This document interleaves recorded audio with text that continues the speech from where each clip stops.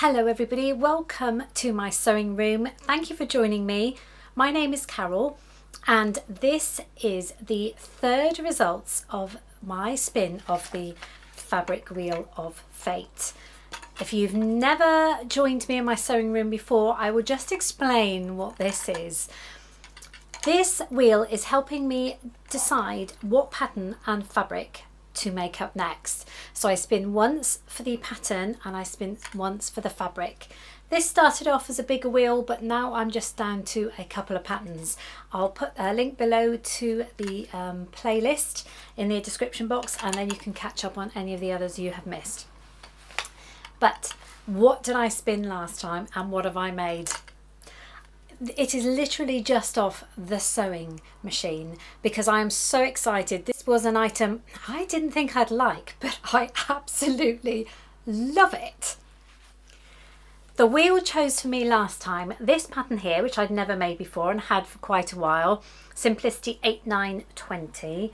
And I had this piece of viscose challis or rayon challis. I had made a patina blouse from it before and I had a big chunk left over. So I was really hoping the wheel wouldn't choose me another button-up blouse because then I'd have two almost the same. So it couldn't have chosen a better pattern. However, I was a bit scared of this one. I didn't think this style would work or be for me. Because obviously this is a printed fabric, so the reverse of it is kind of the whiter shade, so I don't like that showing. As for the other views, so you had this one here with these strange ties on the sleeve, not for me. This one here was the one I was initially going to go for, but I thought it's such a busy print, it does need breaking up somehow, and that was just going to be too full on. And this one here, obviously, again, a little boring for the fabric. So I went with this one with great hesitation. In fact, I cut the sleeves out and I knew I had enough fabric left to make one of the other sleeves should it not work out. Now, I did have a search around to see what people have made before of this. Most of them seemed really oversized and everybody said the ties were way too long. So I did reduce the tie length by about, I think it was 4 inches. All I did was fold that back. Now I will say, at the end of this video, I did discover a different way of doing these ties, which I think is far more, I want to say professional, but I am not a professional, but a lot neater and smarter. So at the end of this video, I'm obviously going to chat about it and show you, but then I will put what they call a hack. I've never used that before in my videos, but yeah, a way of doing the sleeves, which I think is slightly better. If you have a fabric like mine, where you've got a lighter underside that you really don't want showing that much. So I shortened the ties. I also noticed on people that it did come rather wide. I do have narrow shoulders and I do a kind of a bit of adjustment. I don't think it's the proper narrow shoulder adjustment, but it's something that works for me. So ahead of cutting all this out, I did that, and I'll just get the piece and I'll show you. This was a method I came across a long time ago and I'm not sure where. It's a very simple method. So what I want to do is reduce the width here. So if I take the pin out, you can see. All I do is sort of halfway along the half of the front, the neckline, I cut the pattern all the way, well, nearly to the end. And then all I do, and it seems to work every time, is I tuck that in about 1 centimetre, and then I will pin it. Sometimes I tape it, but I will pin it. And that's just tucked the neckline in a little bit, and that really works for me. Of course, this had a neck facing and the back facing, so I had to adjust the neck facing in exactly the same manner just by tucking it in. Didn't have to touch the back at all. And I have to say, when I compare mine to other people modelling it where it's kind of hanging off a bit, I think I did exactly the right amount. So stroke of genius. No, stroke of luck. So here we go. I love it. I absolutely love it.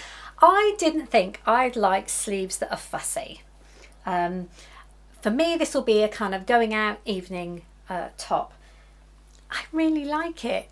Yeah, I'm sure they're going to be annoying. They would have been way more annoying if I hadn't cut those 4 inches off. They would have been really long. Now, I will go into it more detail, but yeah, I changed these ties. The way they had you do it just wasn't a nice finish for me at all. But I will explain that at the end portion of this video. But what I did was actually make proper ties, proper tubes. So A, they're more weighty, so they will hang down better, and B, you can't see any of the underside. The only bit you can see slightly is just on the arm, this bit here. But believe you me, it is far better than it would have been had I followed the instructions. I love it. Has got a neck facing, and normally I don't like them, but this one was a nice one because it had you top stitch all the way around. Now, I barged ahead and did the facing like I normally do, but what you should have done is, obviously this is the facing on the inside and I've neatened it. What you should have done is tuck it under, and then when you top stitch you wouldn't have seen the raw edge at all. But I barged ahead and did what I normally do, but it doesn't matter. It's only me that knows that.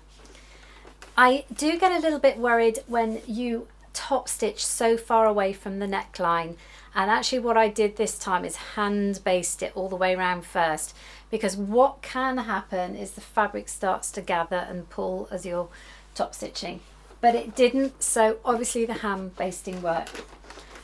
Plain front, plain back, both bits cut on the fold. I really like this length of sleeve. It's beautiful fabric. I always love the fabric. I did quite a deep hem of about 2 centimeters, just overlocked the edge, tucked it under. I think one of the versions has got a slightly split sleeve, but I really like this top. Would I make it again? Yes, I probably would make it again, but I would do the sleeves exactly the same way. There may have been a better way of doing it as you're going along, rather than doing more or less all of it and then having to kind of fiddle around changing it, but I will probably work that out next time. But please, if you're thinking of making this top, do check out the end part of the video where I explain how I got this, as opposed to just narrow hemming the edges.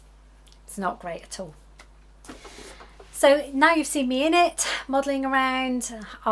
This is going on holiday with me in a few weeks' time as an evening blouse. It's, even though it's kind of longer sleeved, it's cool, it's breezy. I feel very feminine in it, which I haven't got a lot of blouses that I do feel that. So wearing it with white trousers, of course, because I think I've said before, everything looks better with white trousers, but very happy. So all that's next for me to do is to spin the wheel for the 4th time. So I've got 3 patterns and 3 fabrics left. I would encourage you to go and check out a couple more channels that are doing something very similar to my wheel. I've mentioned it before, but the lovely Nancy with Running with Scissors is doing her wheel of fate as well, and the lovely Mary from Love My Crafts is doing Dice of Fate. So it's so much fun, people. You need to be doing something like this just with your project, just to add a bit of spontaneity into your sewing. But let's spin again and see what the wheel turns up this time. So the last spin has blocked off this entire section, so let's hope I don't have to respin many times before we get what we want. Here we go. This spin will be for the pattern. Spin again. Oh, okay. I'll show you a bit more in detail in a minute, but that's an ailing blouse. That is the an independent pattern. Ooh. What fabric will it choose? Let's have a look. Oh, for goodness sake, and again. Okay, this fabric here.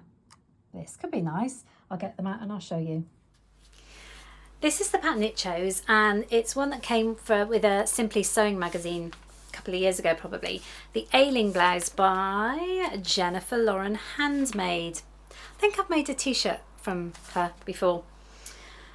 Looks fairly simple. You have got the option of a collar there. I don't know if you can see that, but it's a collar style that I don't think I'll like, because it's sort of a bit here flat and a bit here, and I did that recently on a blouse and I wasn't a fan of it. Obviously I'm gonna have to make sure that it doesn't come out looking like this.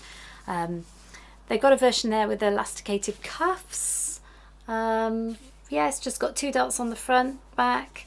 It's a very plainish top. Has got this nice square neckline though, so that could be different. So yeah, it's from sizes 6 to 24, so this should be okay.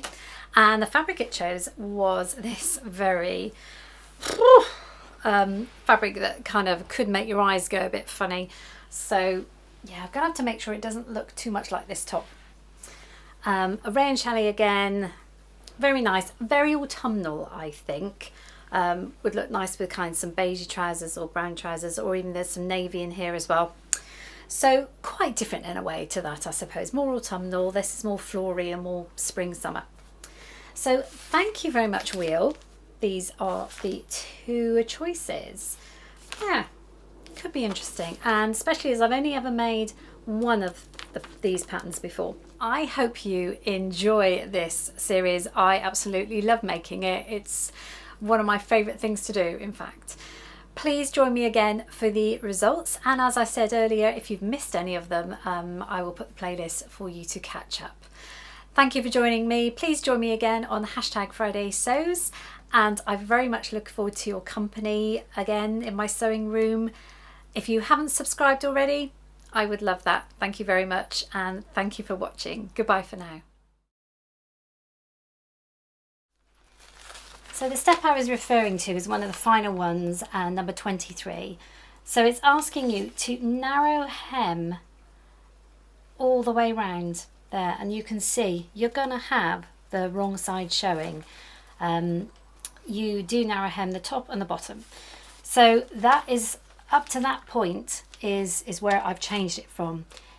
There might be a way of doing it before you've actually sewn the sleeve on. It's probably easier to do it that way, but it was too late for me. What I will just show you is, and I forgot to tell you that I've actually shortened this piece. When I was making this, a lot of people warned me about how long these ties were. So as you can see, I just chopped about 4 inches off that. Yeah, 4 inches off that. So that was the length of my ties. So if I show you on the pattern piece what we're going to do, really, we're just going to fold the tie in half and sew up to the point of the curve here.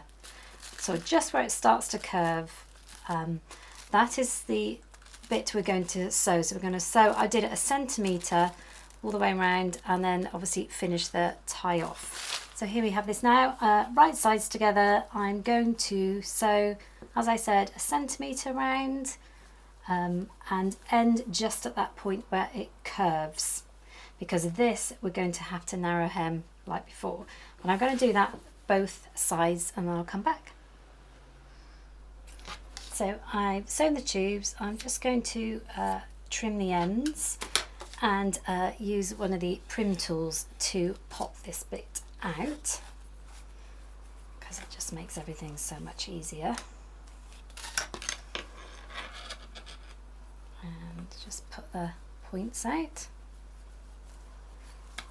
Okay, see, it needs a good press, but when I'm pressing that out, what I'm going to do here is also turn under 1 centimetre, because I'm going to all the way along, because what I'm then going to do is top stitch all the way along here, so I've got one continuous sewing line, rather than just sew this bit down. If I got top stitch all the way along with that under by 1 centimetre, then I've got a one straight line.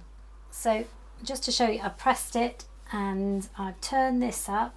It'll be the width of the ties. This is viscose challis, so it is growing and stretching, but that will soon sort it out when I put the line of top stitching along there. Now we're down to the final bit, which is the bit that isn't perfect. Of course, I haven't been able to neaten these seams, and probably if I had have overlocked all these seams first, I would have been in a much better position. But obviously I'm working this out as I go along. So that might be something you decide to do, because then all you'll have to do is turn it under. Whereas I've got this raw bit to deal with at some point. So this is the bit that, as I said, isn't wonderfully perfect. And because the sleeve is on at this point, it makes it more difficult.